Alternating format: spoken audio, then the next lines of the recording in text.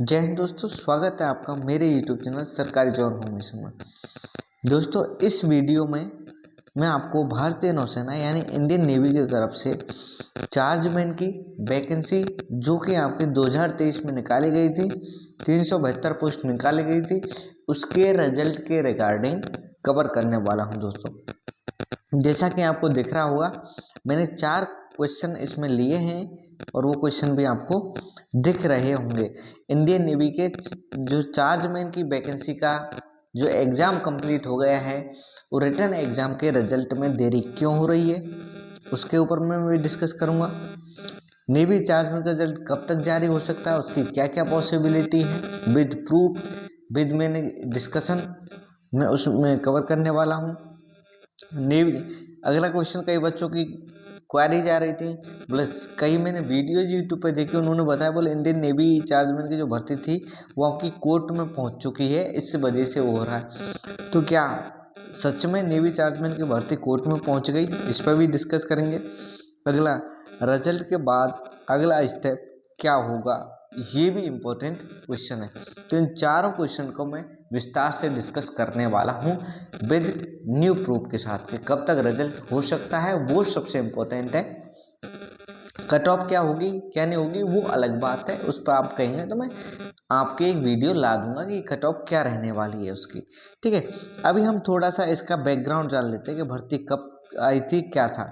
तो ये जो भर्ती आपकी निकली थी इंडियन नेवी चार्जमैन रिक्रूटमेंट 2023, तो ये जो वैकेंसी निकलती है ये दोस्तों सिविलियन पोस्ट है, सिविलियन की तरफ से वैकेंसी निकलती है, यानी सिविल स्टाफ होता है, आर्म फोर्सेस का हिस्सा नहीं होता, ये डिफेंस सिविलियन में काउंट किए जाते हैं। लेकिन पोस्ट बहुत अच्छी होती है, सैलरी अच्छी मिलती है इसमें। मेरे कई साथी मेरे साथ काम कर रहे हैं एज ए चार्जमैन, उनका मैंने देखा है सैलरी बहुत अच्छी खासी मिलती है, मेरे से तो बहुत अच्छी उनको सैलरी मिलती है। दोस्तों, इसके ऑनलाइन फॉर्म आपके 15 मई 2023 से स्टार्ट हुए, 29 मई 2023 तक इसके फॉर्म चले थे, यानी लगभग 15 दिन इसके फॉर्म चले थे। 372 पोस्ट थी ये, ठीक है, जिसके अंदर एज लिमिट आपके 18 से 25 साल मांगी गई थी। ये इसका बैकग्राउंड है, ठीक है, और आपका ऑनलाइन पेपर इसका हुआ था। ये सब कुछ आपने देख लिया। अब पेपर कब हुआ वो भी मैं आपको थोड़ा सा इसका बता देता हूँ। इसका एग्जामिनेशन हुआ था आपका 16 सितंबर 2023 को, 16 तारीख को पेपर हुआ है, और 16 सितंबर से लेके आज तक इसको 16 जनवरी भी निकल चुकी है। तो इसको हम देखें तो करीबन 4 महीने कंप्लीट हो गए, इसको 4 मंथ कंप्लीट हो चुके हैं दोस्तों। लेकिन 4 महीने के बाद भी आज अभी तक रिजल्ट जारी नहीं हुआ है, वो उस पर हम डिस्कस करने वाले हैं। दोस्तों, पहला मैं बात करूं इसका कि रिजल्ट में देरी क्यों है। ये इंपॉर्टेंट टॉपिक है कि इंडियन नेवी चार्जमैन का जो रिजल्ट है उसमें देरी क्यों है, देरी क्यों की गई है, वो सबसे इम्पोर्टेंट है। तो इसका देरी का जो कारण मेरे पूछताछ पे जो पता चला है, देरी का कारण जो है वो आपने जिसने भर्ती प्रक्रिया ली है उस भर्ती प्रक्रिया ने जो रिजल्ट सौंपा है, उस रिजल्ट सौंपने में देरी हुई है। क्योंकि जो कोई भर्ती प्रक्रिया होता है उसका जो टेंडर होता है, भर्ती का एक टेंडर होता है, और टेंडर के बिहाफ पे ही वो एजेंसी भर्ती लेती है। जो एजेंसी, जिस एजेंसी को ये काम सौंपा गया है वो एजेंसी भर्ती लेती है, लेकिन उस एजेंसी को टास्क दिया जाता है कि आपको ये विदिन 1 महीने या 2 महीने में ये हमको इसको रिजल्ट क्लियर करके देना है। तो भर्ती का जो टेंडर था वो जिस एजेंसी को दिया गया, उस एजेंसी ने इंडियन नेवी के लिए जो रिजल्ट सौंपा है वो लेट सौंपा है दोस्तों, ठीक है, ये बात निकल के आई। अब उन्होंने लेट किस बिहाफ पे सौंपा, ये भी जो क्वेश्चन किया तो उन्होंने टेक्निकल इशू बताया कि हम साइड से उसको कर पा रहे हैं, तो टेक्निकल इशू के कारण उसमें दिक्कतें आ रही थी रिजल्ट को छांटने में, ठीक है। ऑब्जेक्शंस जो आए थे, जो आपके आंसर की जारी गई थी, उसके बाद जो ऑब्जेक्शन आए थे उस ऑब्जेक्शंस को लेके बहुत सारी क्वेरीज थी जो कि हमें सॉल्व करने में उसको दिक्कत आई थी एग्जामिनेशन को लेके, ये बात वहाँ से निकल के आई। तो पहला रीज़न तो ये निकल के आया उनका कि टेंडर जो जिसको टेंडर दिया गया था उसकी तरफ से ही रिजल्ट लेट किया गया।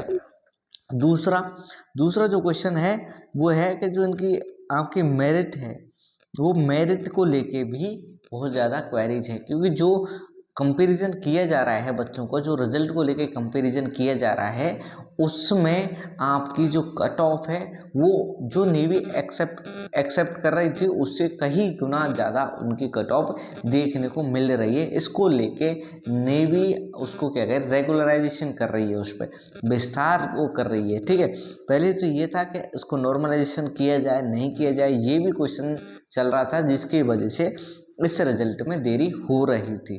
ठीक है, तो दोनों मैंने रीज़न आपको बता दिए किस रीज़न की वजह से देरी हो रही थी।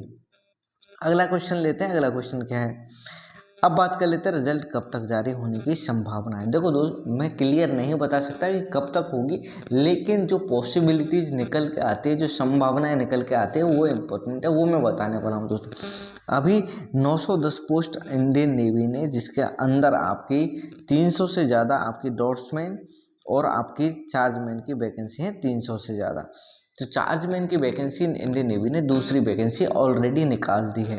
तो दूसरी वैकेंसी निकाल दी है, तो पहली वैकेंसी जो पहली भर्ती है उसका क्लियर होना बहुत ज़रूरी है दोस्तों।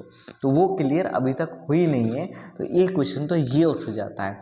और जबकि जो सेकंड है जिसके अंदर ट्रेड्समैन की भी है 910 में, उसका उन्होंने एग्ज़ाम का ऑफिशियली नहीं, लेकिन उसकी संभावना व्यक्त हो चुकी है कि आपका फरवरी के फर्स्ट वीक में उसका एग्ज़ाम होने वाला है दोस्तों। फरवरी के फर्स्ट वीक में उसका एग्ज़ाम होने वाला है। जब फरवरी के फर्स्ट वीक में उसका एग्ज़ाम होने वाला है, तो इसका रिजल्ट उनको उससे पहले ही देना है। तो दोस्तों, इसके रिजल्ट जारी होने की जो संभावना है, क्योंकि ऐसा तो है नहीं कि उसका रिजल्ट दे देगा और इसका रिजल्ट रोक लेगा, ऐसा तो बिल्कुल होगा नहीं। तो इसलिए उनको रिजल्ट भी इसका 15 फरवरी तक जारी करना ही होगा दोस्तों। 15 फरवरी 2024 तक इसका रिजल्ट नेवी चार्जमैन 372 पोस्टों का, जिसका एग्ज़ाम ऑलरेडी कंप्लीटेड हो चुका है, उसका भी आपको 15 फरवरी तक देखने को मिल जाएगा दोस्तों। 15 फरवरी तक की मैं आपसे कह रहा हूँ कि 15 फरवरी तक आपका रिजल्ट जारी होने की संभावना बढ़ती है। रीज़न भी बता दिया क्यों बढ़ती है, क्योंकि ये माइंडसेट सोचना पड़ेगा हमें कि क्यों बढ़ सकती है इतना। ठीक है, क्योंकि उसको ओरिजिनल टाइम में क्यों देना है, तो उसको आपको 15 फरवरी को देखने को मिल जाएगा दोस्तों। अगला नेक्स्ट क्वेश्चन लेते हैं जो बच्चों का आ रहा है।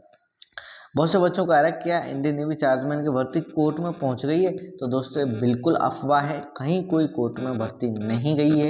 ये कोर्ट में भर्ती किस बिहाफ पे बोली थी, वो रिजल्ट देरी हो रही थी, उसी बात को लेके मैं बता रहा था। जो इशू आ रहे थे उस इशू की वजह से ही कई बच्चों ने इसको कोर्ट किया था कि इसको कोर्ट में पहुंचा दे, लेकिन भर्ती कोई भी आपके कोर्ट में नहीं गई है दोस्तों। ठीक है, ये आपको वैसे अफवाह है कि कोर्ट में भर्ती नहीं गई है, कोर्ट में भर्ती नहीं गई है, ये अफवाह है, कोर्ट में नहीं गई है। इसका चल रहा है प्रोसेस। देखो, कोई भर्ती प्रक्रिया होती है उसमें समय लगता है। ठीक है, बहुत से होते हैं फास्ट हो जाता है, कोई स्लो होता है, लेकिन समय लगता है।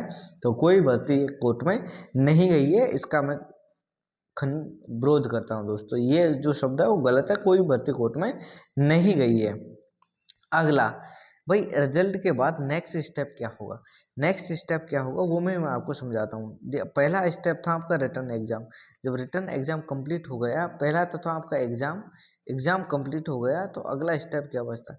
तो दोस्तों ये आपको पता है, सिविल की पोस्ट है, सिविलियन की पोस्ट है, तो इसमें आपका फिजिकल मेडिकल तो होगा ही नहीं। इस बात को तो आप दिमाग से निकाल देना, क्योंकि जब सिविलियन पे आपको डिफेंस सिविलियन भर्ती किया जा रहा है, तो आपका फिजिकल मेडिकल तो होता ही नहीं है। कोई आपको बता रहा है कि इसमें मेडिकल होगा, फिजिकल होगा, इतनी दौड़ होगी, नेवी ट्रेडमैन की भी बात निकल के आ रही है कि उसके अंदर फिजिकल होगा, मेडिकल कुछ नहीं होगा। डिफेंस सिविलियन है, सिविलियन का जो काम होता है, सिविलियन अपना काम करते हैं, उनको फौज से कोई लेना देना नहीं है दोस्तों। तो एग्ज़ाम आपका कंप्लीट हो गया है, तो सेकंड स्टेप बढ़ता है आपका डॉक्यूमेंट वेरिफिकेशन, जिसको हम डीबी बोलते हैं। तो डॉक्यूमेंट वेरिफिकेशन सेकंड स्टेप होगा। उसके अंदर आपका क्या क्या होगा? तो डॉक्यूमेंट वेरिफिकेशन के अंदर जो डॉक्यूमेंट इनिशियली डॉक्यूमेंट जो इसमें मांगे थे, वो सारे डॉक्यूमेंट आपके ओरिजिनली चेक किए जाएंगे कि वो डॉक्यूमेंट ओरिजिनल रूप में आपके पास है या नहीं है। वो आपके चेक होंगे। आपके रिजल्ट आने के बाद आपको सेंटर अलॉटमेंट किए जाएंगे कि आपको इस सेंटर पर आपका डॉक्यूमेंट वेरिफिकेशन इस तारीख को कराने जाना है।